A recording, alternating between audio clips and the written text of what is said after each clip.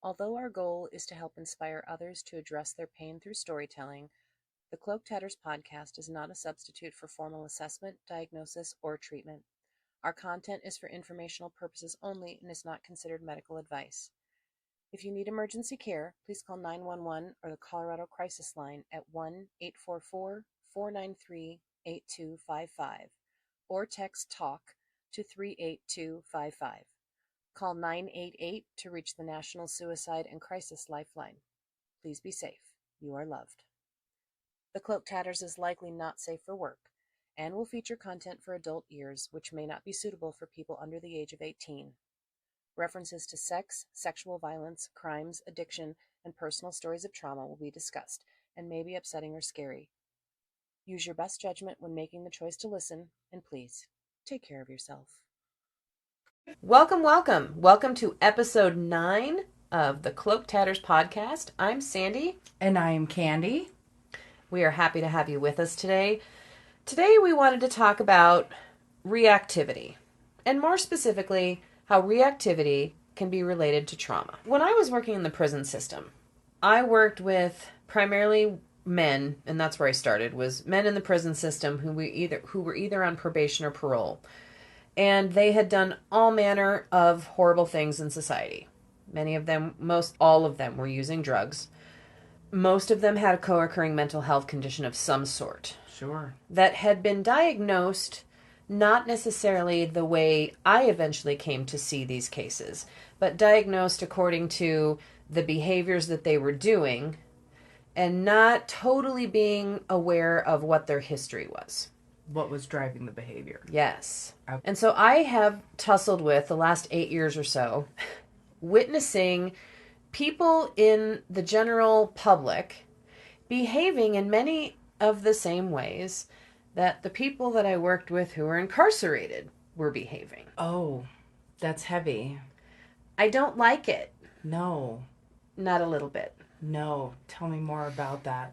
So I think as we start to drill down on like what causes reactivity, what's involved in it, what can we do about it, and all the different ways it could potentially show up, I think it's important to note that, again, like in most podcasts, we're not saying all people, we're not saying every single person if we happen to separate things out by gender, age, culture.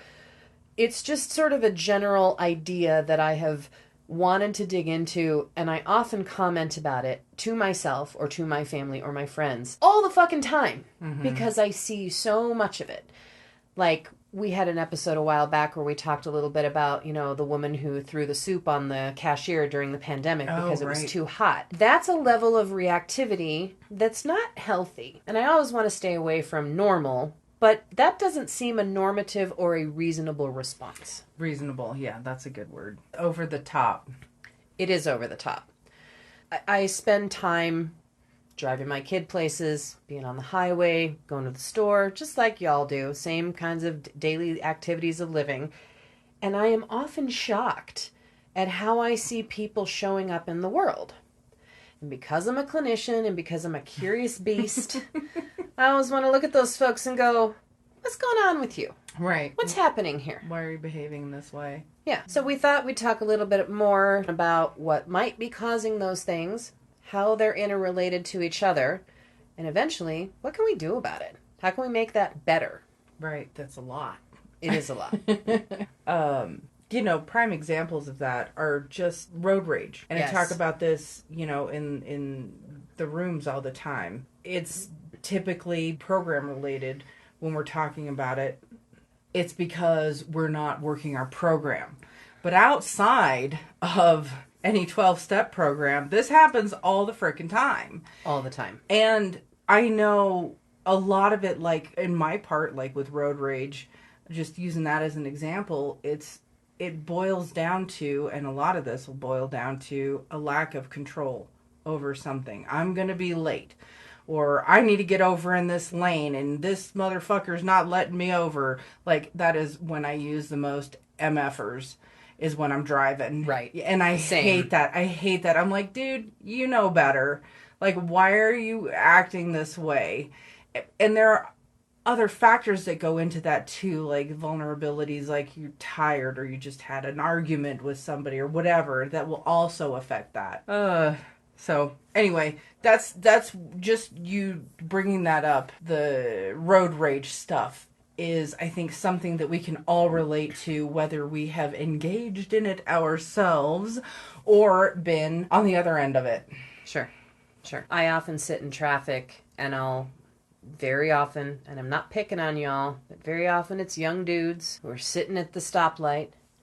Vroom, vroom, vroom. And I'm like sitting over here as the 51-year-old mom, like, did we not move past this? Like, this seems very 1970s, like, action adventure, show, like Chips or something, Like, I thought we moved past this. Some people have not moved past the need to be fast and be the first. Right. And I see the behavior on the road. Like, there was a situation last week. I was driving home with my kid in the car. I was already a little punchy because it was 92 degrees and it was 9:30 at night and my body was like wiped. But I was not driving like too fast. I was not doing too fast for conditions. Normal speed, riding in the right-hand lane. And I look in my rearview mirror, and it had just started to sort of get dusk, so maybe it was around 9ish. And I see lights behind me, and they are coming up whoom, like this, and I am bracing myself. And he was in my lane, and okay, what do I do? Okay, don't move lanes, stay where you are because he's probably going to go around you because it looks like a nice fast car that maybe he doesn't want to wreck. So hopefully that's going to be his motivation to move out of my way so I don't have to move out of his way. Right. And it scared the shit out of me. And I'm usually a pretty assertive driver. I'm a defensive driver. I've never been into an accident that I did cause. But I saw him weave around me and then weave around like 14 different cars, and I could see the stretch of I-25 that I was on, and I'm sitting there to myself going, what could possibly be going on for this person? Right. And I don't like to assume the worst about people, but I think he was a young guy who wanted to drive his car fast and just didn't have the self-awareness to be even worried about anybody around him. The collateral damage. Yes. Right. That's funny because this has come up so much in meeting, and what keeps me in check, it's a little bit of a digression, but keeps me from engaging in my own road rage around behavior like that is to tell myself maybe they have an emergency. Yes. Maybe somebody brought up the example, maybe they have a cake in the front seat of their car. Right. That's why they're driving so slow. Shit like that. Like, I've got no idea what's going on in this person's world. And it helps me with the don't attribute malice to that, which can be explained. Yeah. So, a little bit of that's how I handle it myself to keep me from getting to that, matching that energy. Yes. And being a douchebag myself. And I used to teach the same thing when I was working in anger management, teaching the guys anger management correct. They would get pissed off if just somebody looked at them wrong. And I'm like, guess what? They may not be actually looking at you at all. Right. Maybe you're in a restaurant and there's a TV above your head and they're catching the game and you just think that they're looking in your direction. Yep. And most of them would sit there and go, I've never thought of it that way. And then they would instantly want to like go up and fight this person and like be aggressive and be like, what the fuck are you doing? Right. And no, we can't live our lives like that, because if you want to go from inside the walls to outside the walls, you need to learn how to be polite in society. Right. Get along. Right. So, how is responding different from reacting? Well, I would say responding is more mindful. You're thinking first about how you're feeling, how it's affecting you, taking that into account, and also playing the story through when deciding how to respond, playing that through and seeing if that is going to be the best option or the best way to go. Yeah. Rather than reacting, that's the frickin' reptile brain, rather than the prefrontal cortex taking in the information first. Right. And I think, personally, and as a clinician, because I see it in both worlds, I think we have sort of a specific problem with overreacting or reactivity in our culture due to a variety of stressors and things going on. Most definitely. So, as we think a little bit about what influences people's level of reactivity, some of the things that I learned in the prison system that unfortunately now I look at on a pretty regular basis in the lives of the patients that I work with are home life. What did you learn? What was modeled in your home? What was your family of origin like as far as handling conflict? What did that look like? And then what do little people, as they're forming and their brains are developing, what did they learn from that? That's a big one right there. It's huge. Yeah. And when I was working in the prison system, these gentlemen started with men and then continued working with both men and women.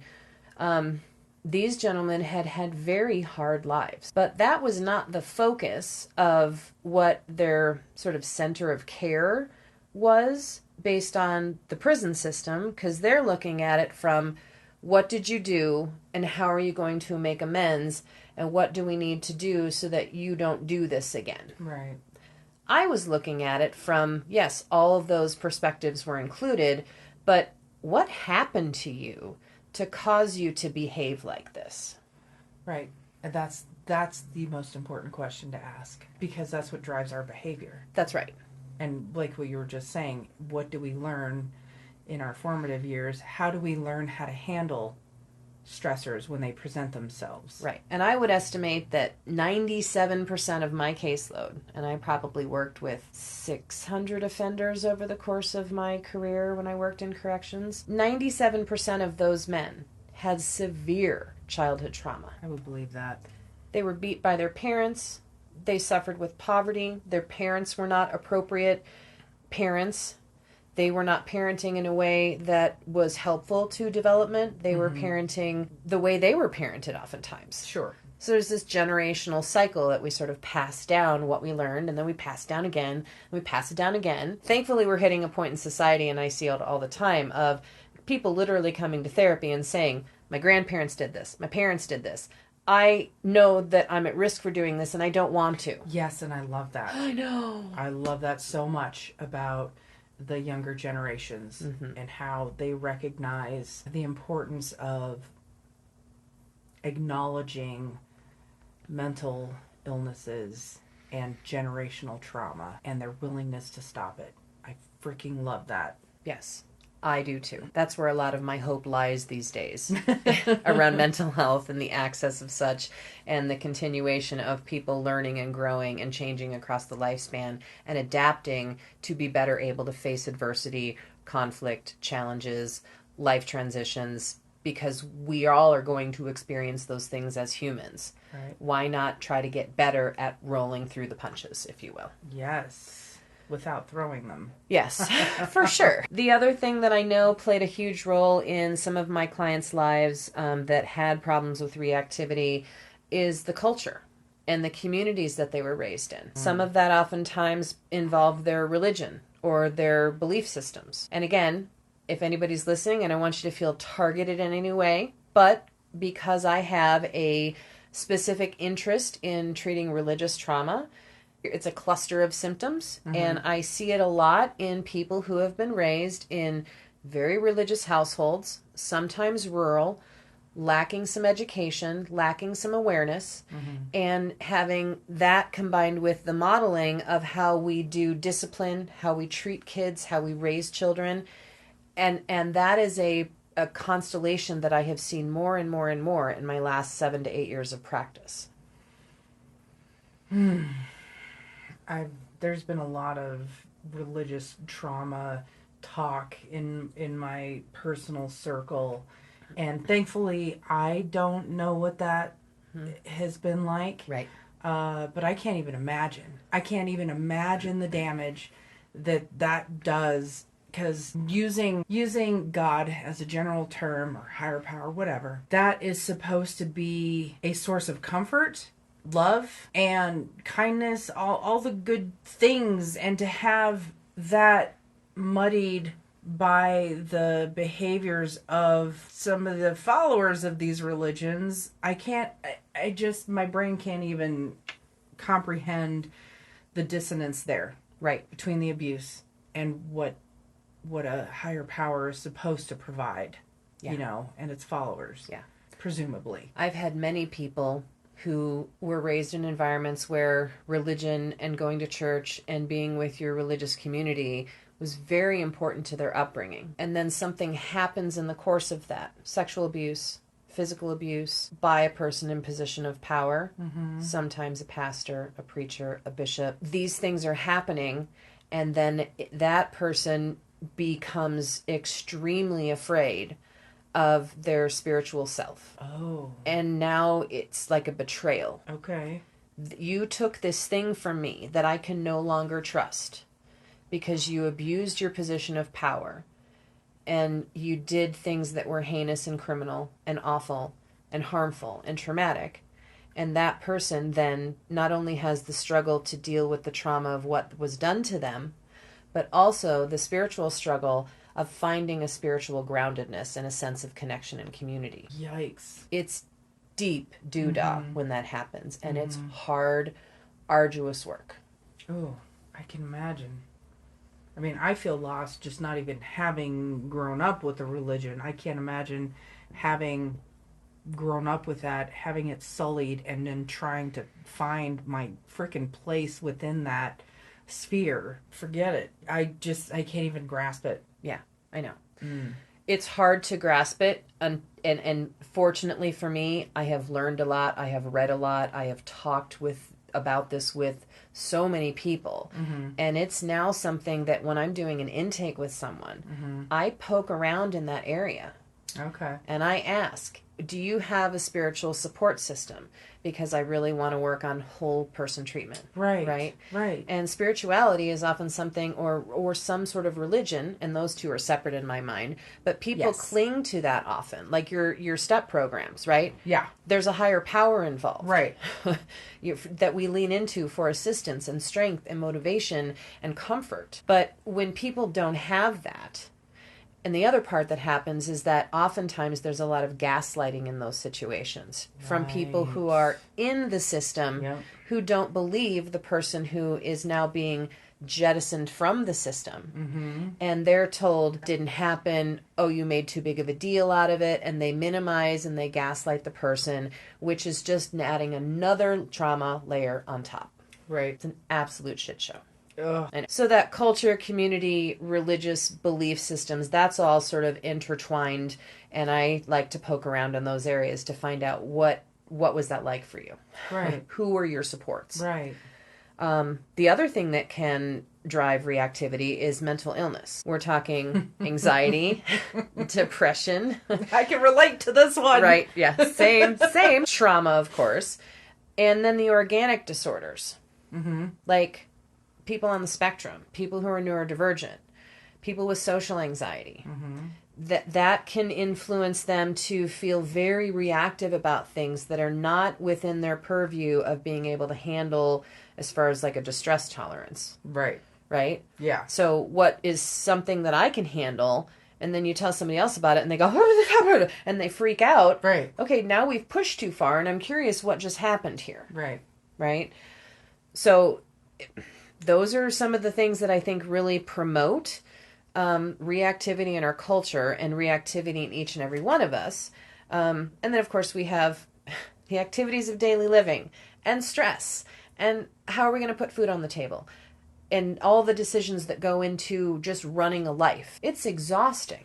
Like, y'all, we're fucking exhausted out here. It is exhausting.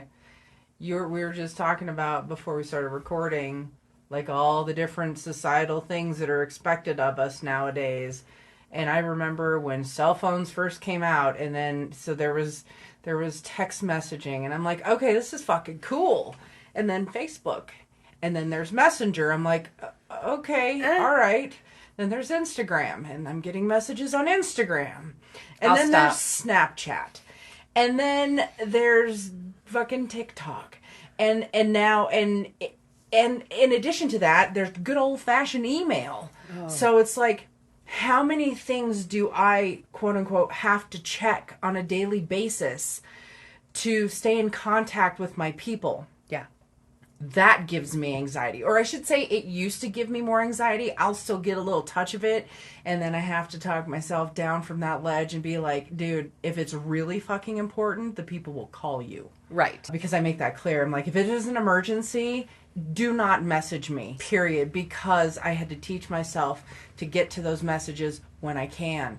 Because otherwise my anxiety would get up and I would get reactive and I get pissy and snippy to those around me. That has probably been my biggest reactivity emotion. Or is anxiety an emotion or feeling? I'm feeling anxiety. Feeling. I know, I'm like, what's the fucking difference? But in my life, anxiety has been the biggest driving factor for some of my erratic behavior. I can say the same. And it's pretty common for those of us, particularly who have childhood trauma. And it happened to us at such a young age that our brain was still developing, that we sort of get hardwired and a neural pathway starts to form that now every time that something reminds us or it's reminiscent of, that neural pathway gets tickled. And we call that a trigger. Right? And we know that that word has been horribly misused in culture, and I hate that, but here we are. Right. It's the internet, and we all spread the shit around thinking we all know what we're talking about all the time, and sometimes some of us just don't. So, use the words right. Tell me how you really feel. I'm triggered. Okay. All right. I've got feels. I'm going to just not focus on that part because we'll talk about it later. Don't be reactive. No, I am. Just damn it. We're in a safe space right here. We can be a little bit more reactive because we're teaching ourselves and everybody else a lesson here. Yes. So I think that when those things happen, like, people are under such load. And I think when we add a very stressful collective, meaning everything that's on the outside of us and around us, what's happening socially, politically, culturally at the time. And then we have these fucking devices that will warn us of every stupid thing that ever happens in the world, which is why my phone is on silent all the time. Ew. It's just on silent. Oof. Because I would flush the thing down the toilet.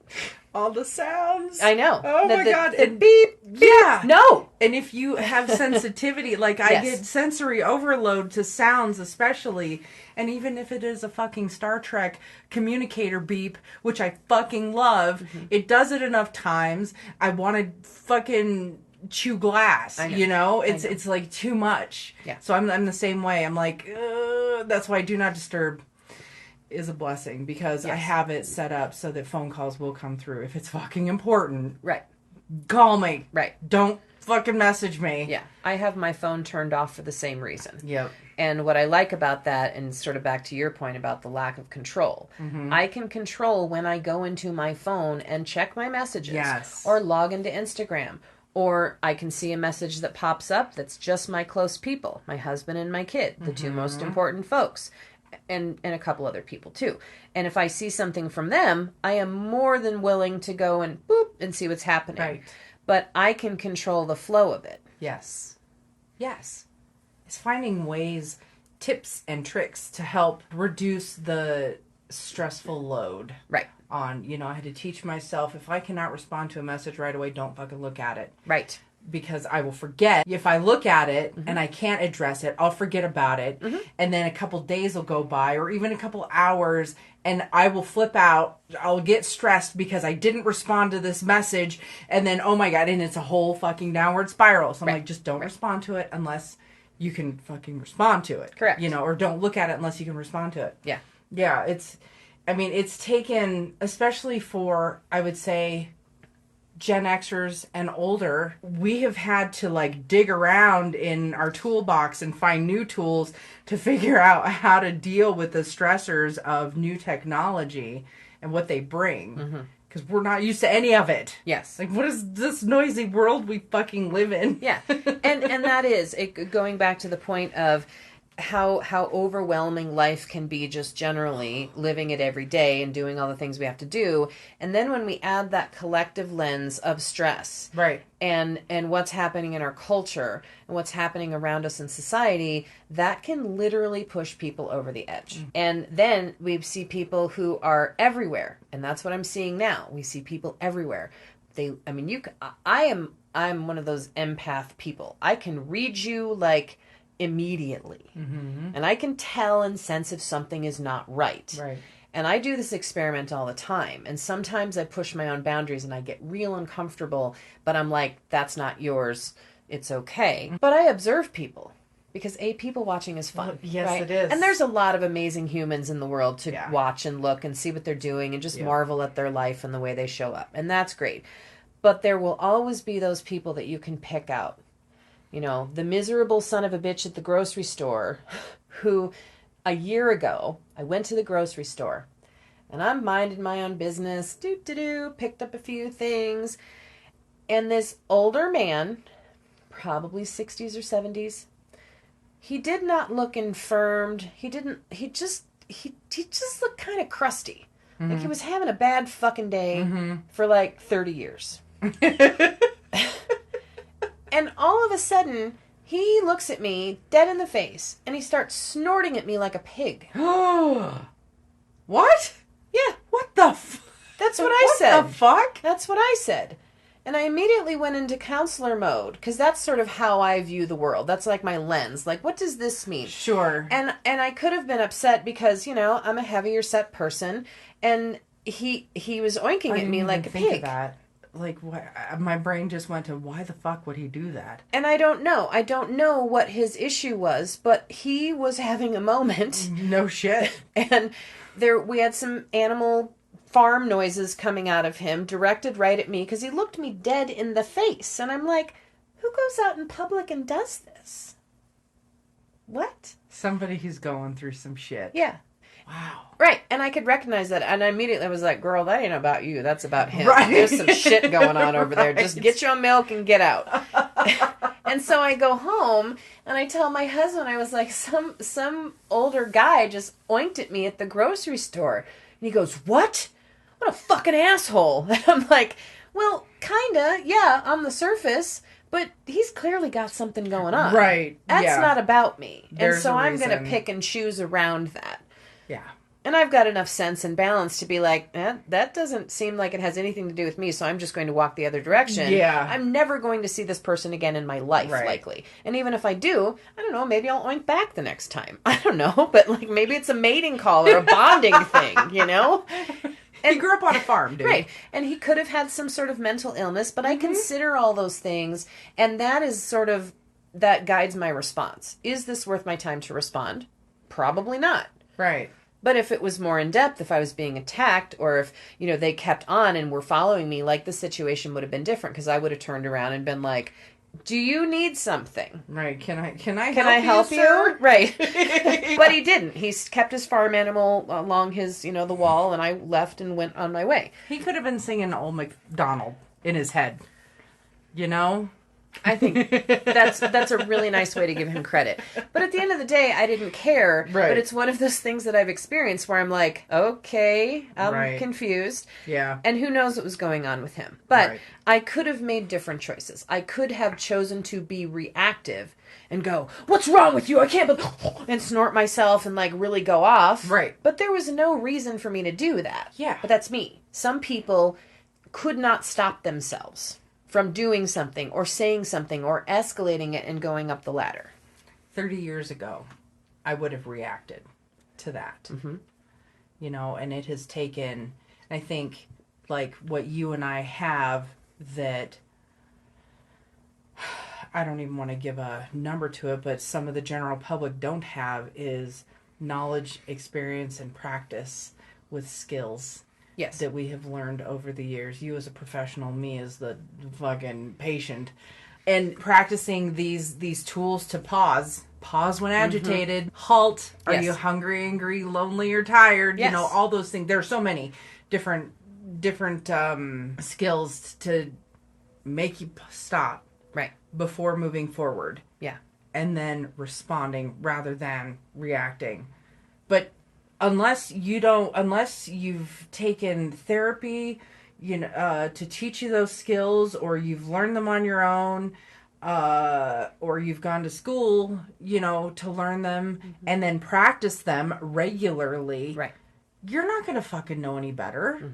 you know? And so then we have a society of people running around reacting to shit. Sure. Because they don't know. They have their own issues, whether it's anxiety or it's some kind of trauma response, making them feel like they need to react to things rather than pausing and being like, oh, hey, maybe this person's having a bad day and I don't need to let their bad day give me a bad day. It can be, I have the skills and I've been practicing them, and it's fucking hard to pause sometimes.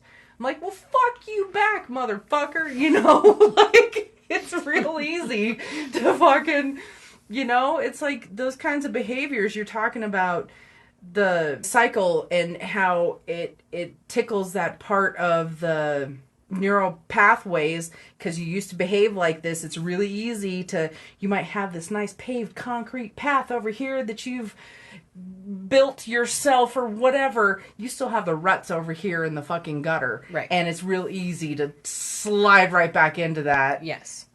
And I want to normalize that from my professional lens and my personalized lens.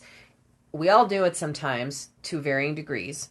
It's going to happen, especially if you're a person with a traumatic background or a brain issue, or you're just still trying to work however out of it, right? Trying to do things to make it better. But I think that, you know, the way we learn about that too is by taking feedback from the people closest to us. Right. You know? Yeah.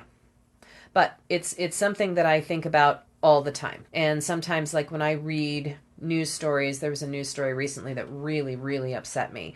And I try not to let that happen because, again, we know about algorithms and we know that, you know, our interest in things is going to be fostered by the things we're already looking at. Right. And then it throws more of that in your lap and then we consume. Right. And they're doing that to make money off of us. And that sucks. But if you figure out the game and you can tailor your social media, if you're using it, to certain things, you know, I have a good array of horror stuff, burlesque stuff, coasters, and cats. Right? Like, right. But there is a fair share of news research that I do or news consuming that I do. But I go to specific sources to look certain things up or to read about certain things. Right. But there was a story a few weeks ago, and I don't know when this happened and I cannot remember where, but it was two women who were in a relationship, in a long-term relationship together. I think they'd been together maybe 10 years-ish. And they were in a town square. I think this might have happened in Canada. They were in like a town square in the evening at, you know, like bar time. It was Pride Month. And a whole group of men came up to them and started throwing things at them, yelling at them. And they beat the shit out of both of these women. Oh my God. Because they were gay and out. That's awful. And they didn't do anything to precipitate, from my understanding. I looked a little further into it. There was nothing that they could have done to cause this kind of reactivity. Right. So and my immediate thought went, what is going on with the men who did this? Right. Why they thought this was an appropriate action to take. Yeah. It's not okay. And that's where, when I look at the prison population that I worked with, and then I look at general public, y'all are doing some of the same stuff, but you haven't been busted for it yet. Right. Ooh, that's the big difference. People in the general public are getting away with it. Yeah. Until they don't. Right. Or if they're privileged enough to have money to get them out of getting caught. Sure. And unfortunately, because of levels of income, levels of privilege, connections, how you're networked, the communities you grow up in, there are people in the world who get away with a lot of bullshit and they don't ever get in trouble for it. They never have to serve a consequence, and they don't come to understand that they can't just go out into the world and purposely hurt people. Right. And then learning does not take place. No.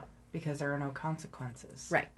So the way that our system is set up, and you could probably attest to this, is not the healthiest for rehabilitating people. It's punitive. It's only punitive. Yeah. We don't rehabilitate. We fucking punish. Because we don't care. I say we, as in a general collective, don't care about getting to the bones of why this happened. We just like, You're a bad person. We're gonna fucking punish you for it for the rest of your life and then send you out into the world Right. with that trauma. Yeah. You know, the prison system. Like, trauma drives these behaviors. They commit an act as a reaction to something. They go to fucking prison. Prison creates even more trauma that stacks on top of the old trauma. They come out and they're expected to fucking blend into society. Yeah. Preach. No. Preach. Right? Yeah. And I know you know. I know. I mean, that was my life for the years that I worked in corrections. And we were literally the people that we would be the first in line. They'd get out of jail or prison, and their PO or probation officer would drop them off in our office. And we're doing 4 and 6 hour assessments with these people and hooking them up with a clothing closet and getting them food stamps and getting them a bus pass so they can go out and try to earn a living while they're doing 9 hours of treatment a week. And we did some pre-treatment. The program that I was on, it was a grant, and it was fucking amazing. It was a grant that was, the goal of it was to reduce recidivism. Okay. So that they, while they were on probation or parole, they would not reoffend in the community and get yanked back and go back to the hole. Our program, over a span of 3 years, with approximately probably 600 clients, and this was our work in Denver Drug Court as well, we had an 84% success rate. Damn, that's impressive. It was amazing. Wow. And it was hard fucking work. I can only imagine. And it was also heartbreaking because many of the people that were there were literally shot up with drugs by their parents when they were 5 years old, beaten every day within an inch of their fucking life, kicked out of their home because they were LGBTQ plus spectrum folks. Right. All these things that could have been, with education and prevention, largely been non-existent in their lives. And poverty. Poverty is always a huge one. Oh, that's huge. That's huge for so many different fucking reasons. You want to say more about that? Well, it's, if you're living in poverty, you don't have the fucking resources. You can barely get food on your table, let alone get any kind of mental health that you need. Yes, there are programs, but a program, I mean, you're talking about public health programs. There are only so many resources. There are only so many people willing to do public health work. That's right. Because it doesn't fucking pay as much. That's right. You know, that's not the only reason. There's lots a of lot reasons. of reasons. Yeah. Okay, that's just the first one my brain went to. And while I can appreciate that there are the programs, it also takes a willingness. There is a causation. Yes. It's not just correlation. Right. Of mental health issues and poverty. Yes. Because it's a fucking cycle. It's, you're going to generational trauma. Yep. And being able to break that cycle, you need to get the help that you can, but you can't fucking afford it. Or you don't have the car to get to the public health system to get the therapy that you need. You can't even fucking afford the bus. Or maybe you don't even have shoes that you can fucking walk to the clinic. That's right. There are so many prohibitive factors that go into poverty and getting the help that we need. Yes. You know, I grew up in fucking poverty. And look what happened. It's taken me how many fucking years for me to get my shit together, and I'm just barely getting it together at 46. Yeah. You know? I've had to dig myself out of the fucking trenches. I have privilege because I'm fucking white. And a female. And a female. And so I've had it easier. You know, and I lived in fucking Boulder. You know, it's there's a lot of entitlement there. There's a lot of fucking money. You know, so I was able to get that help. Right. You know, but I look at other people that live on the fucking streets and 5 Points. 5 Points even still a thing nowadays? It's been totally gentrified. Yeah, how do we expect these people to... They can't. I know. They don't have the mental fortitude, let alone the fucking finances or physicality to be able to go fucking get help. Right. Oh. One of the interesting experiments that was done when I first started working in a community corrections facility, my supervisor told me that they had done this, and I wasn't there when it happened, but I was told the story. And so community corrections, people live there, parolees and probationers, they live there. They have to do a job search, they have to check in, they have to pay rent every month, and they've got to do UAs, they've got to be in Medline, they've got to do all these different, and they've got to do classes and treatment in order to stay in the program. And so in order to go out and job search at the time, they would not allow them to have cell phones. What? Right, you heard that right. What? They were required to do job search, but they did not have a cell phone. Well, how the okay, keep going. So they go out in the morning, they get their pass, they check out of the facility, time out, they go to the bus, they ride the bus, and they walk up and down, I won't say the major street, but they walk up and down the major street and everything that they can get to on foot. Can I fill out an application? No, sorry, you need to do that online. So they can't apply for the job right there. So that's a disappointment, right? So then we just keep walking up and down the street and we go to every single place to try to find employment. And then they have to come back and spend several hours in the computer lab to apply for said job online. So when they try to get the call, they can't actually answer the call because they don't have a phone. They have to leave a message at the facility. And then the person has to pick up the message from the security desk, and then they have to use the public phone to pay to call the person, which they've been out all day job searching, right, from 10 to 4 or 9 to 3, and they're struggling, and they've got a couple hours or an hour to make phone calls and try to return phone calls and get in touch with the person who called them. Go ahead.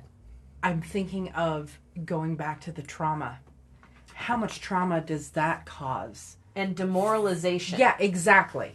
Exactly. Because they're trying to do the fucking thing that they need to do to get better, and they're coming across roadblock after roadblock after roadblock. But hey, you're not trying hard enough. Yes. That is going to cause trauma in and of itself. So that when they are able to, if they're able to pick themselves up off the fucking ground, get an actual job or an apartment or whatever, like the first thing that comes up that reminds them of that fucking experience, how do you think they're gonna fucking react if they haven't had a healthy dose of therapy to help deal with all their trauma of being homeless, of having to be shackled to this program that's very rigid. That's a good word. Mm-hmm.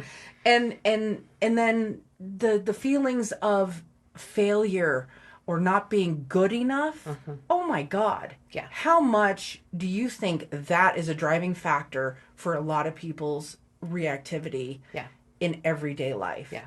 It comes up so often. Oh, I feel like I'm on this big fucking soapbox. I know. I have more to say about this than I realized. Sure. Well, and to what they ended up doing, the clinical team decided, okay, we're going to do an experiment. We're going to let all the case managers go out for half a day and job search under the same conditions that the inmates had to. What was the result of that? Well, I don't know that there was much shift or change, but they became much more conscious and maybe slightly compassionate, depending on the case manager, about the process of this. Okay. So, yeah. So when people say, oh, I don't know why these homeless people just can't pick themselves up by their bootstraps, I want to almost go, okay, where are the bootstraps? Right. And where are the shoes? It's like that one doesn't even that person doesn't have a pair of shoes. Right. And so we would help these, when our program was working with them, we would give them, they had access to a clothing closet. They had access to our internal and external food banks. They were given a bus pass, so they did not have to make money to pay for a bus. They were given job contacts, and we had multiple agencies that we worked with to help get these guys employed. I had one guy. He was one of the best clients I've ever worked with. He was very sweet and very nice and just really had a really shit life. He lived under a bridge for like the first 3 months of his treatment. And that boy would come to treatment 9 hours a week. He would come to the food bank in the clothing closet. And until he was able to get a job and get enough money to actually get a place, he was literally living under a fucking bridge. He would come to our office in the morning, for his session. We'd let him use our sink to do sort of a Right. shower type thing in. He could wash his hair in the sink. I mean, we did our absolute best to support all of his needs. And he was so grateful. And I know I have this white savior sounding thing, but like, that's not what it was. It was this idea that we are seeing this person as a human in need, Right. whose behavior has been kind of dysfunctional, and he had a drug problem, because you want to numb out from all of that when you're in that position. Oh yeah. I have privilege, and I want to fucking numb out from the shit that I have to deal with. Sure. I can't even imagine being in that position. Like, yeah, of course you want to not deal with that. And so I wanted to ask you just real quick, that one case that you're talking about, was that an exception? Mm-mm. To the success, like... No. There were a lot of people that had the drive and the fortitude and the mental wellness to keep doing the things that they needed to do. Yeah. That's awesome. I mean, these are people who had lived incredibly difficult lives, very many of them, and started using drugs at a very early age to self-medicate against harm and abuse, sexual, emotional, physical, psychological, all of those things. And so largely and generally what would happen is that when they were released, they would be given a hotel voucher for a short period of time while they were getting their shit together. Okay. But guess where the hotel was? Oh, for fuck's sake. Right in the same place where they used to use or deal or score. Yep. So, like, and so they basically send you out. They're like, here's some bus tokens. Here's a voucher. Good luck. Be good. Yeah. Oh, So, that's frustrating. Yeah. But we were able to intervene in that. And we were able to sort of collect all these guys together. And in group therapy, that was the primary modality of treatment. Those rooms were fucking magical. Yeah. These guys bonded. Love that. There was a lot of reparenting sense that I had. Okay. Of how to help these guys, how to reparent them with the tools and the skills and the support and the empathy and the compassion, so that they weren't just out in society popping off on people. You know, if they're walking through a crosswalk and walking to a bus and somebody tries to, okay, rather than go and beat the car, Right. I need you to stop and take some breaths and worry about yourself. Yeah. And don't get off your program. Right. So reactivity can come from all different kinds of places, but largely I think it relates to what you said, not having things within your control, right? And there's often that's rooted in like fear. Fear. Yeah. Fear-based. Yeah. And as I look around at society right now, I'm like, there's a lot of fear-based people walking around. I mean, there was just a snippet of news that I saw today that I couldn't even look at it. I was like, I'm done. That's enough internet for today. Like, I was on it for like 5 minutes and then I just shut it off. And the headline was something about a young boy had taken an air shooter gun, like one of those fake, things, like a Nerf type of thing, back to a store, and some quote unquote good guy with a gun saw him and shot him. A fucking kid taking a toy back. Like, what are we doing? And reacting to the societal trauma that we've had to go through with all the fucking shootings. Yeah. And I don't know what was, and I'll go back and read the story more and maybe we can follow up on it. It's not, and I don't want to say it doesn't matter, because it does matter. Right. Because each one of those incidents that happens, yeah, it's up to us to figure out, why did that happen? Why did that man think it was a good idea to shoot this kid? He didn't ask any questions. He didn't pause. He just thought, oh, I have a gun and I'm fearful. And I don't know what the child's race was. I don't know any more details. But what were you so afraid of that you literally shot a child? Right. And there's more and more of this. And I don't want to get into the gun ownership or anything like that. It's just, it's all fear. Yes. It's all fear. Right. Right. You know, I think you could take everything and boil it down to just fear. Yeah. You know, and what that particular fear is just depends on the demographic of the person you're talking about and their history and what they've had to deal with themselves. Right. On not only just the personal level, but on the larger meta societal. So just to recap really quickly, things that influence reactivity: home life, family of origin, home training, Cultural stuff, community stuff. What do they tell you? Religion and belief systems. What are you learning about how to deal with adversity or things that confuse you, make you fearful, things that feel out of your control? Of course, we have the organic disorders, mental illness, and then just the plain old fashioned trauma response. Right. Like, that's going to continue to be an issue because I look out at the world as a provider right now and I'm like, there is so much trauma. Oh, yeah. We are bleeding trauma on so many different levels: cultural, societal, political, ecological, Yep. interpersonal. Like, it's just all around us. That's so heavy. And I don't love it. No, it's heartbreaking. It's heartbreaking. So, what helps this? There's so much stuff. There's so much stuff. This is the hopeful part. What can we do? I mean, this could be a whole other episode in and of itself, is what helps. You know, personally speaking, for myself, like tons of therapy. You know, being the willingness to recognize that there's an issue. And I sound like I'm talking program, but I'm not. Like, it's recognizing that there is a problem with my behavior. You know, I had to come to terms with that and then do the work behind that. And then it's gathering tools. And the way to do that is to first recognize the problem and then talk about it. Whether it's with a therapist or even friends or a religious figure, what's the word I'm looking for? A spiritual guide or a person in your religion that can help you, a priest or whatever. And then going from there. But the biggest thing is, as far as a step, is to recognize that there's something going on that's not working. Yeah. You know?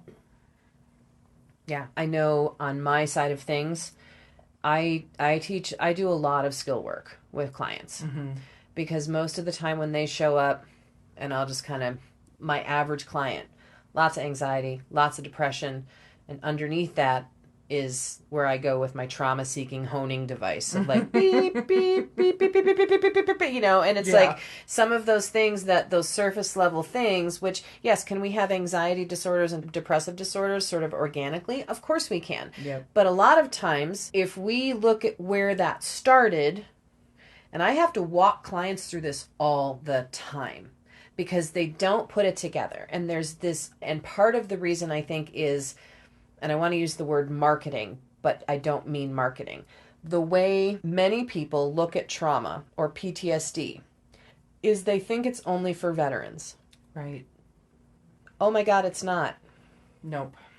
We know that, but sometimes when clients come to me, they're like, I'm having all these symptoms. I can't sleep. My behavior's erratic. I can't focus. I'm panicking. I'm having panic attacks. I'm having anxiety. Some days I can't peel myself up off the floor. I'm feeling so depressed. Sometimes I have suicidal thoughts. Sometimes I have these intrusive thoughts that I don't know where they're coming from. And they're really like violent and visceral. And I get like, what's wrong with me? And they ask me the question, what's wrong with me? And I'm like, it's not my job to answer that. But I think we should talk about what happened to you. And then we start uncovering and we go back. Right. And I swear to God, 9 times out of 10. It's a trauma response. It's the trauma. And that exacerbates right. all the symptomology of those disorders. And so, and sometimes, yes, there's bipolar disorder on board. There's other sort of, sure. you know, there's can be lots of other things. But the general populace right now, I'm going to tell you, we are an anxious, depressed, irritable bunch. Yep. A lot of the time because we have so many pressures on us. So we have to figure out ways for ourselves that will help us out of that space so we can feel more in control. Right. We can feel, we can know how to self-soothe and comfort ourselves. And we know how to, and we need to learn how to ask for what we need. Yes, and that, as you're talking, I'm thinking about what is the most important factor here. Communication. Being able to communicate, hey, I'm feeling this way. I'm uncomfortable, I'm distressed, I'm whatever. Being able to communicate how we're feeling is a huge first step into the realm of healing. And right now, we have poor communication skills as a society. Yes, we do. Very poor communication, very poor interpersonal skills. Yes. We can't just walk around as a society and say, well, fuck this guy and fuck that guy, Right. and that be the end of it. That's not a conversation. No. That's a conversation stopper. Yes, it is. Right? It is, yeah. So I think people working on their self-awareness, and this is where I sort of get on my soapbox, where we've got people who are railing against social emotional learning in schools. What? Oh, you didn't know that? No. Oh, yeah. Ugh. There's a lot of folks who really have trouble with that. Don't teach my kid how to communicate. I'll teach my kid that. Cool. When little Johnny's melting down all fucking day and poking other people in the eye with a pencil and stepping on the teacher and Right. writing cuss word, we have a problem here. What are you going to do about that as a parent? Right. And I know everyone has their own sorts of situations and things going on that could lead to those things. And not every kid is perfect. And some kids are more troublemaking than others. And hashtag brain development. Sometimes kids just do dumb stuff. Right. That's just part of being a kid and growing up and learning. Yeah. But if we don't have modeling at home about how to talk about our feelings, Yeah. and we know that emotions drive behavior, we need to teach that. Right. And we have all these other schools in other countries who are letting their kids go out and play in the dirt. Yes. They're outside. They're lighting things on fire. They're playing. Not in a controlled environment. Yeah, of course. They're learning how to make a campfire. Maybe I should just restate it. Let's go teach the kids how to set the fire. But so we're teaching kids these skills of how to figure out the world on their own, and they're not afraid of the world. Right. Right? And they're also able to articulate. I'm a Japanese kiddo, and I'm riding the train and the bus at 5 years old by myself, and I'm also stopping by the store on the way home to get some milk for our tea and taking it home to my mom. Right. Those kids know stuff. Right. And that goes into a cultural thing. Yeah. And they got taught that. right. Right. And in America, we're either like the kids, leave and they're gone all fucking day like Gen X and go drink out of the hose, don't Right, come back, right, totally. I don't care if you're hungry, figure it out. Go to Right. so-and-so's house. Or we have kids that are literally latchkeyed to their parents and they won't let them do anything. And of course there's in between all of that. yeah. But the extremes, Yep. we always got to find somewhere in the middle. Yeah. What's the gray area? So if we Yeah. teach, and they've done studies on teaching mindfulness skills to kids in kindergarten.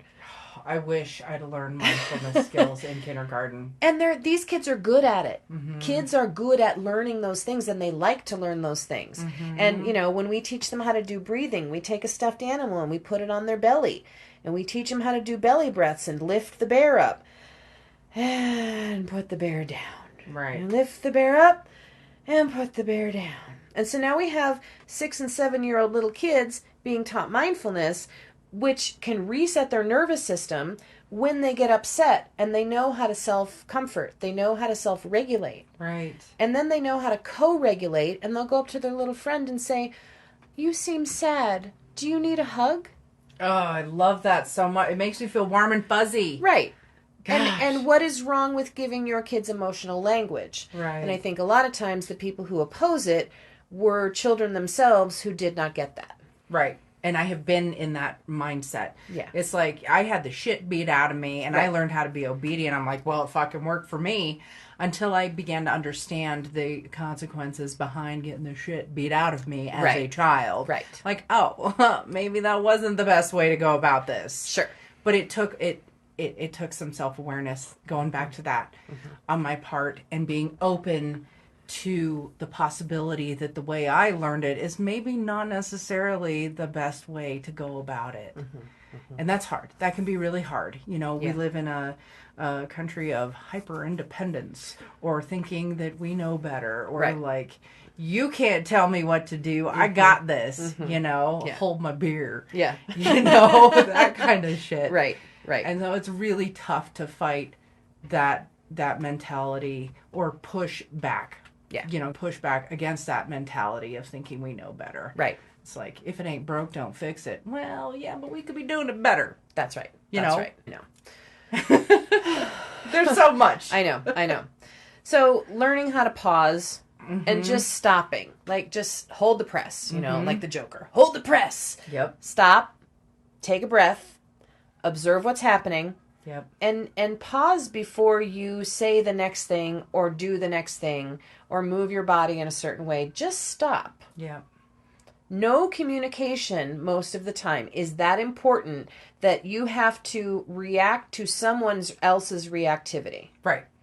It's not useful a lot of the time. Correct. And it leads to going up the ladder. Escalation. Now we get louder, and now we get bigger, and now it gets uglier, and now we have more to apologize for.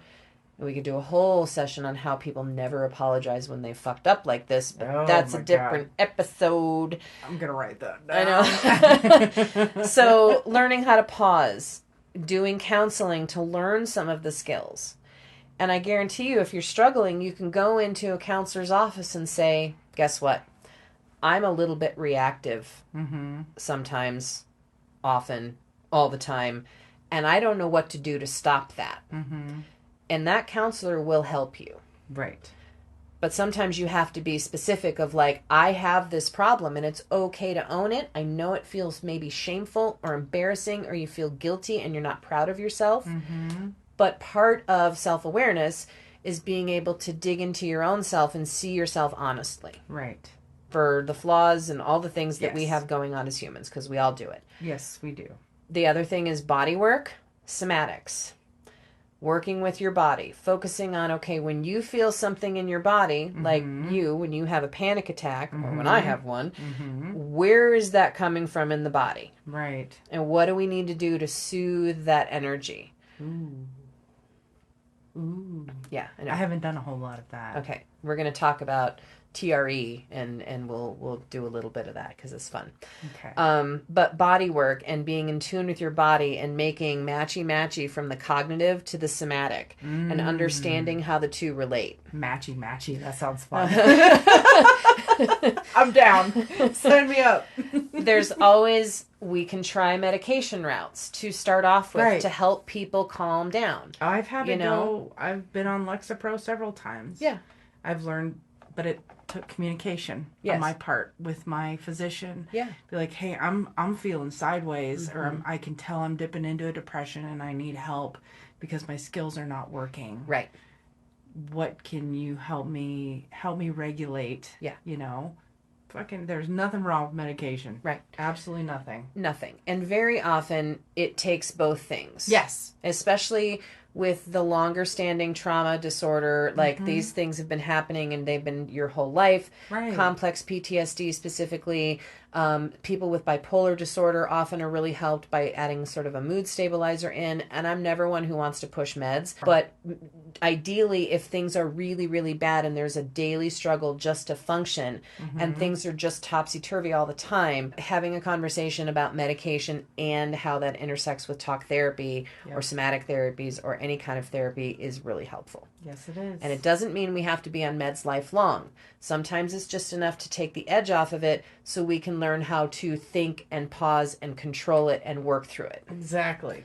I am not on medication anymore. Yeah. Because I have learned how to. If I felt like I was going to dip back down into that and I was still struggling, I would go back and say, I think, I need medication. I need help. And then work on this. Yeah. Until I can get well enough to not be on that medication. Right. Sometimes it just really helps as a stopgap to sort of cut things down, because then that person feels better and more in control of their internal self so that they can better manage their external self. Yes, that's an excellent way to state that. That's exactly it. So I guess the other couple of things is deep breathing exercises. There's all kinds of breath work that we can do to literally reset our nervous system, like you reset your computer when you push the button because it's acting a fool. You're Yep. like, fuck this, it needs a restart, and you want to push it, and you Boom. just push the button, you hold it, you hold it, you hold it. You're like, okay, your shit together now, snap to it, you know. And Yep. sometimes that breath work can be super helpful just to reset and calm down and give yourself a moment. Yep. And then exercise. Move your fucking body. Makes a world of difference. Yeah. Yep. One of the things that we used to do, there's this thing called bilateral stimulation, aka walking. That's one form of it. There's lots of other forms. Sure. There's tapping, there's all kinds of different things. But when I was working with guys in the prison system and I could see them getting kind of agitated in their session, let's go out and take a walk. And if you can get guys walking, Yeah. they'll start talking. I like it. So it's called walk and talk therapy. And it doesn't work for just men, but it is particularly helpful for men who tend to have a very physical, externalized response. Because many of those guys, especially men who have not been told, there's an emotional language. You tune into your emotions because emotions drive behavior. If we can get them walking and moving, they start to open up and talk, and they tell you all the things. Yes. And it's great. I love it. Yeah. I love it. So, exercise, swimming, going and hitting a frickin' racquetball and just whacking the shit out of the ball. Like, that will burn that extra energy out of your body. Yeah. You know? Yeah, it's transforming that extra energy you got going on, and it's pushing it outside the self. Yeah. Fuck yeah. So, I hope that if anybody is listening or has stuck with us this long today, we thank you for that. But do something for yourself. Recognize and pause and check in with yourself and go, what is going on with me?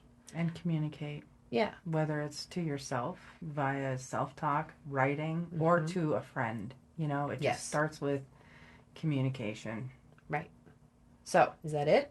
I think that's it. I think that's it. All right. Well, we thank you for joining us today on how reactivity can be kind of handled, how it's related to the massive things in our lives, daily living, and what we've maybe suggested can help it. We hope you can learn from that and use it. Yeah. Thank you for being here. Thanks so much. We'll see you next week. Bye.